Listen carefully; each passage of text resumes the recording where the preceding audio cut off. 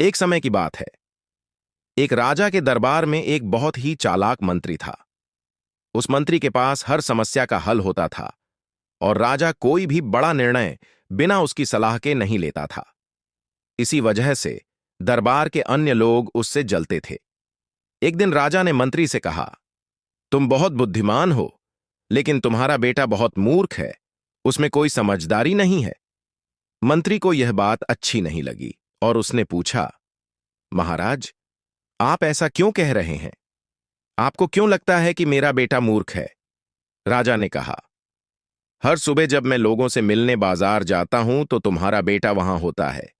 मैं हर दिन उससे पूछता हूं कि सोना ज्यादा कीमती है या चांदी, और हर बार वह कहता है कि चांदी ज्यादा कीमती है। यह सुनकर दरबार में सभी लोग हंसने लगे और मंत्री को बहुत बुरा लगा।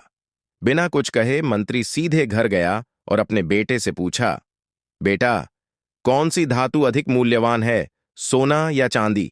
बेटे ने तुरंत जवाब दिया, पिताजी, सोना।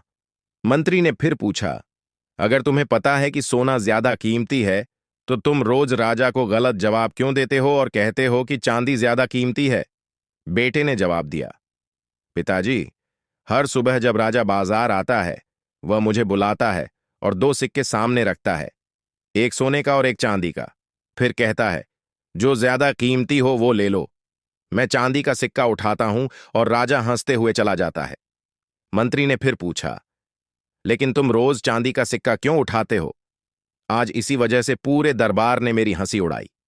बेटा अपने पिता को अपने कमरे में ले गया और एक डिब्बा खोलकर दिखाया। उस डिब्बे में बहुत सारे चांदी के सिक्के थे। यह देखकर मंत्री चौंक गया और पूछा, बेटा, तुम्हारे पास इतने चांदी के सिक्के कहां से आए? बेटा मुस्कुराते हुए बोला, पिताजी, ये वही सिक्के हैं जो राजा मुझे रोज देता है। जिस दिन मैं सोने का सिक्का उठा लूंगा और सही जवाब दे दूंगा, उस दिन राजा मुझसे यह खेल खेलना बंद कर देगा और मैं रोज मिलने वाला एक चांदी का सिक्का खो दूंगा।